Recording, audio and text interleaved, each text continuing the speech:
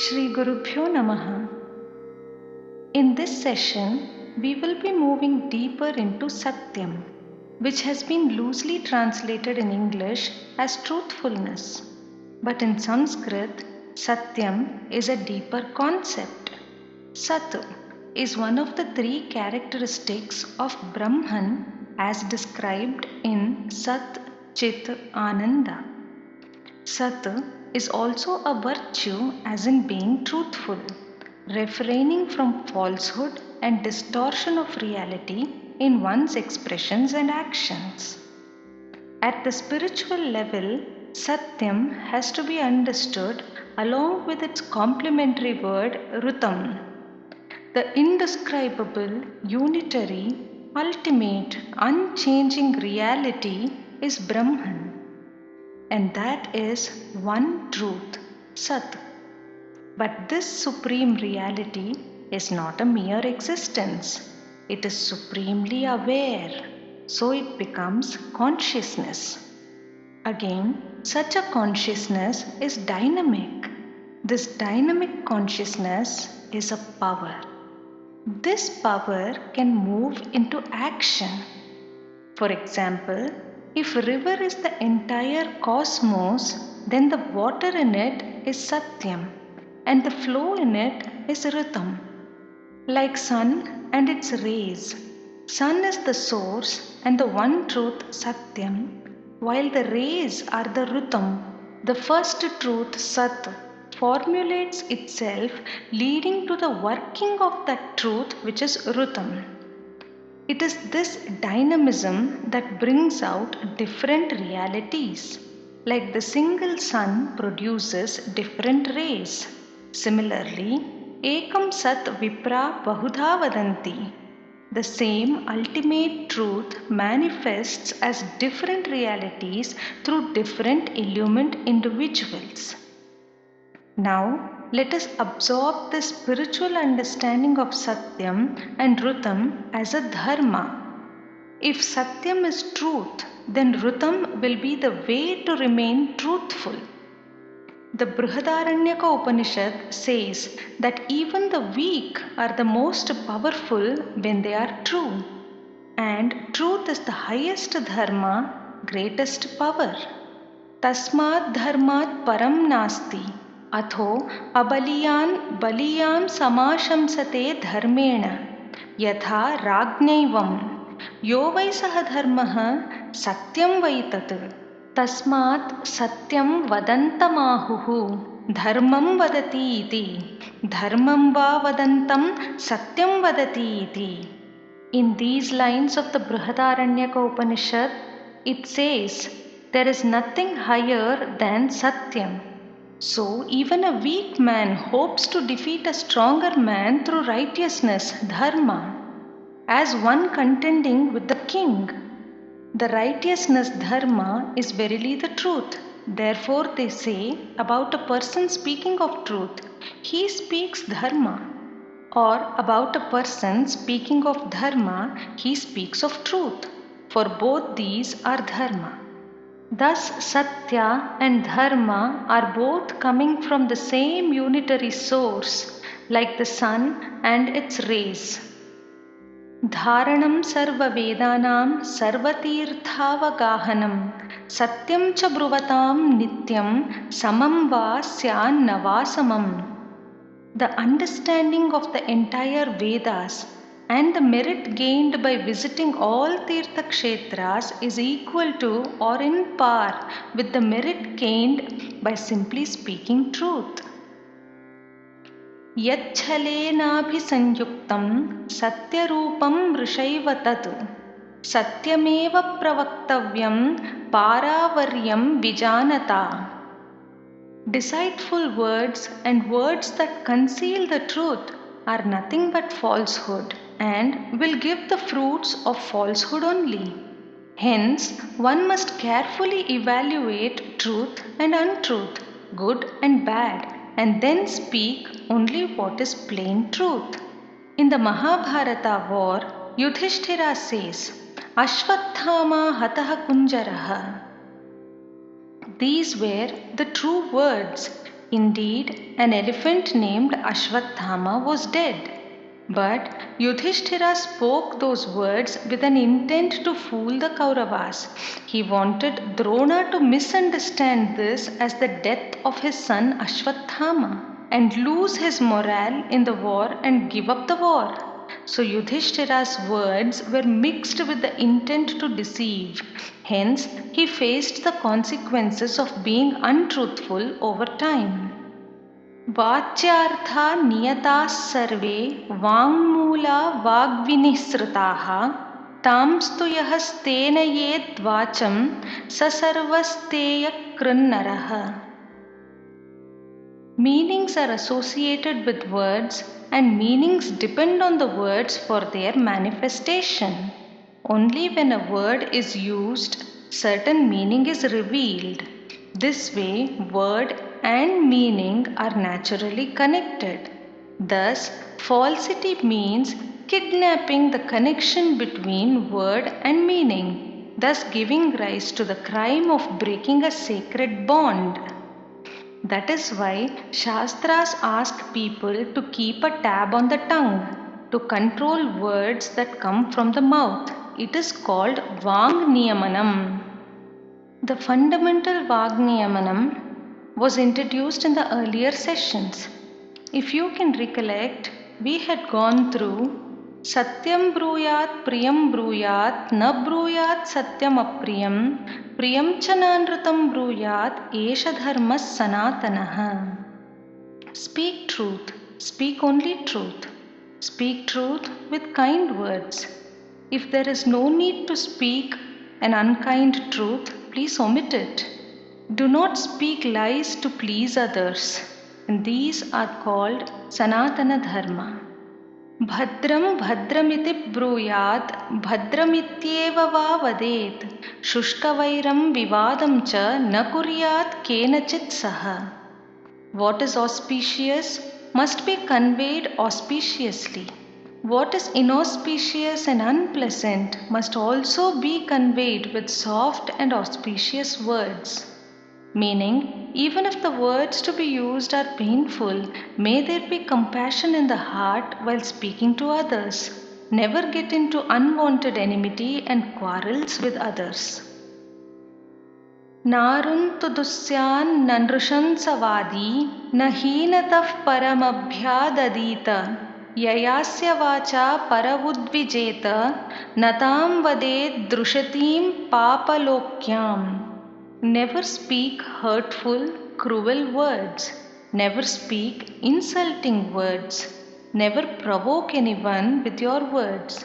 Such words only pull you downwards. Hence, such harsh and rude words must be avoided.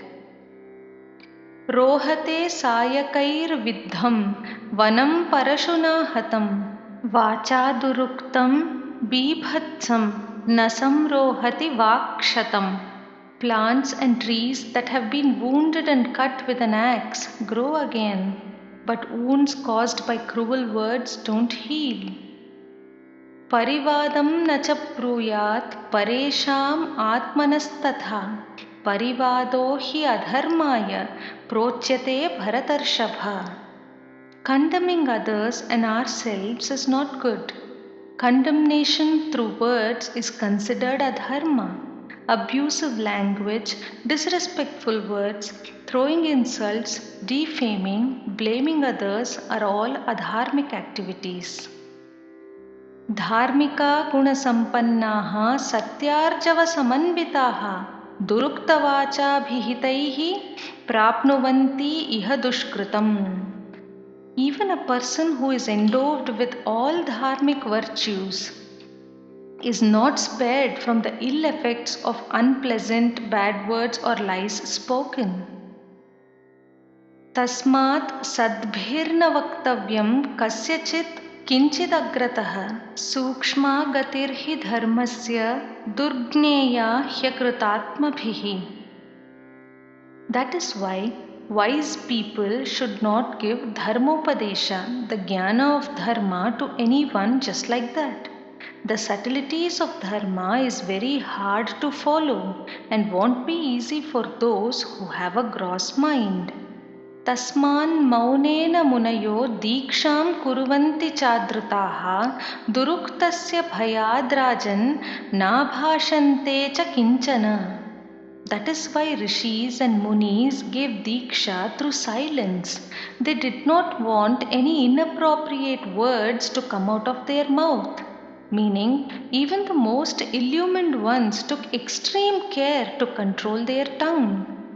Vimrishya tasmat pragnena vaktavyam dharmamichhata satyanrutena hi krita upadesho hinastihi. Similarly, a Viveki Manushya must think well before speaking. Advices mixed with truth and falsity is very dangerous. Vaktavyam miha prushtena vinishchitya vinishchayam sachopadesha kartavyo yena dharmam avapnuyat. That is why when asked about anything, one must think before speaking. One must take refuge in the knowledge of scriptures and gurus, consult their inner being, and then they should answer. This way, dharma grows. For any dharmacharana to be fruitful, especially satyam to be fruitful, it is very important to know its connection with simplicity. Simplicity is called arjavam in Sanskrit.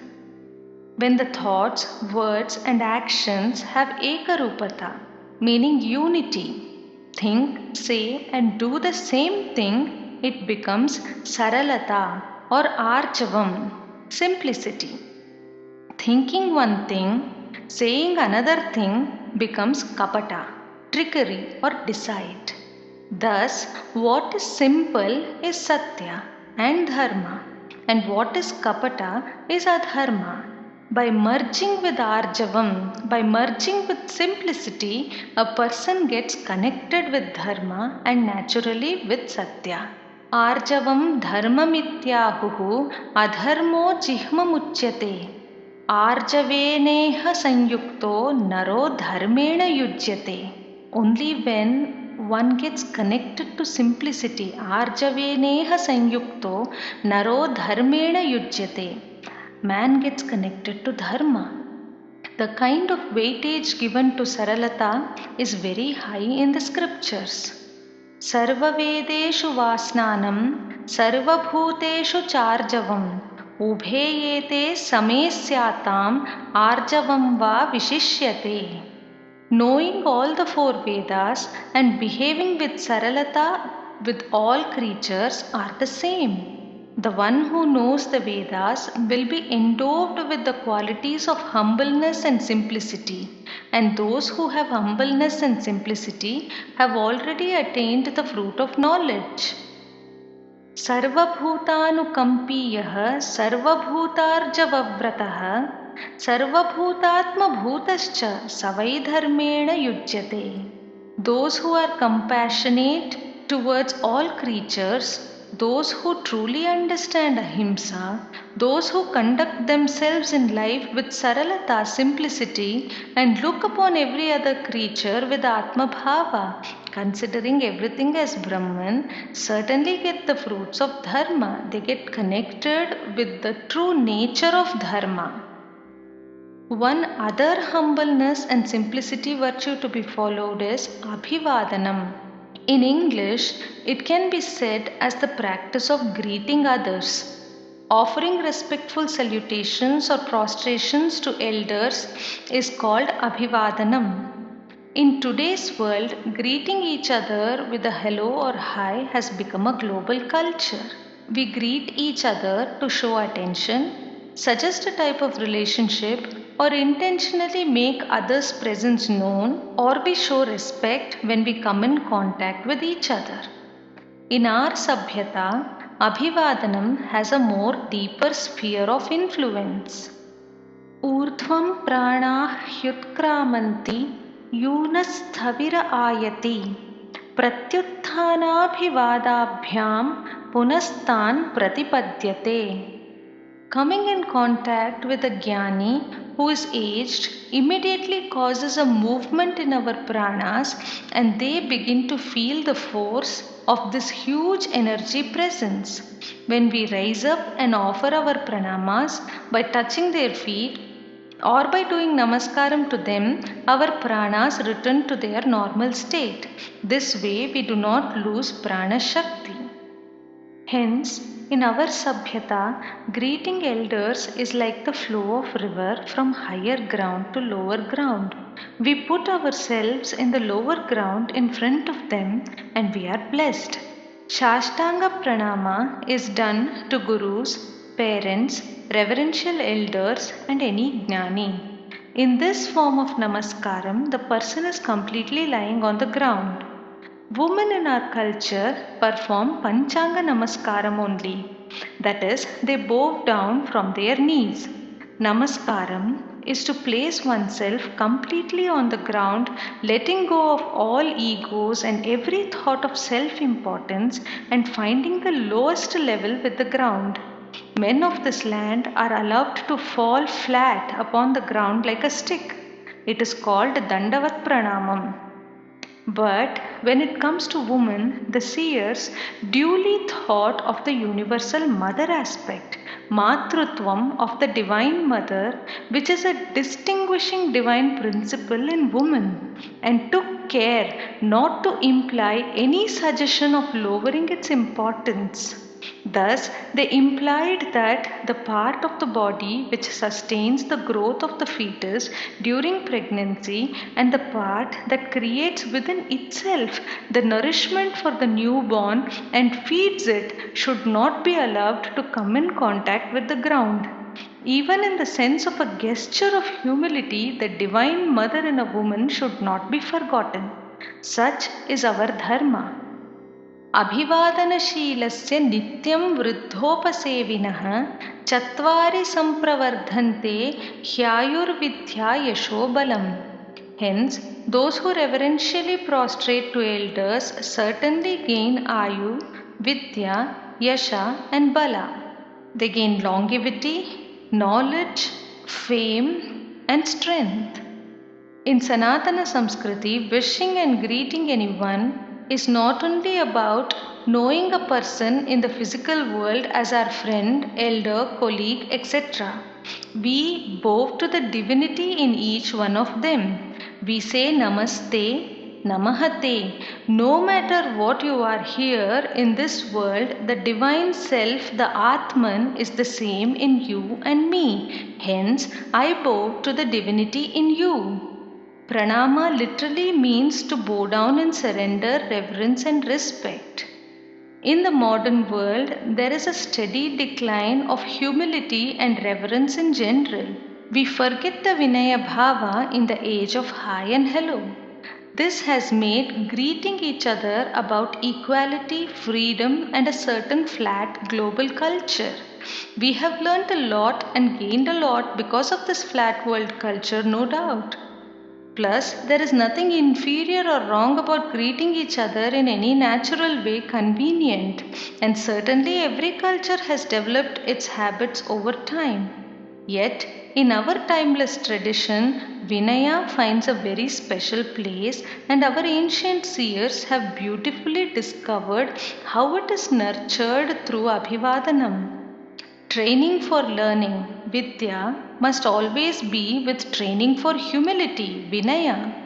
Otherwise, they say all learning is in vain. Even Bhagavan Krishna in the Bhagavad Gita puts Vidya and Vinaya together. Vidya Vinaya Sampanna, he says. Since the grace of God flows only where Vinaya is, yearning for Vinaya, humility, one should perform namaskaras again and again. Such is what is preached in the Sanatana Dharma. Vittam bandhur vayah karma vidya bhavati panchami etani manyasthanani gariyo yadyatuttaram. Rightful earning, family, virtue of being elder, a dharmic person with nishtha in dharma charana, and where you find Atma Vidya. To these you can offer your respect. Among these, the successor is more greater than the predecessor, meaning Atmavidya is the most respectable among all. Namaskaras should be done as an act of humility, surrender of ego, and for begetting Vinaya. And it has to be done with reference to time, place, and context.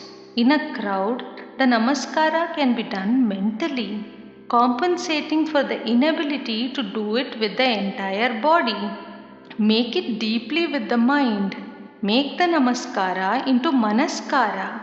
In other places, make it with the body to purify the mind. Ultimately, Abhivadana teaches humility and gentleness.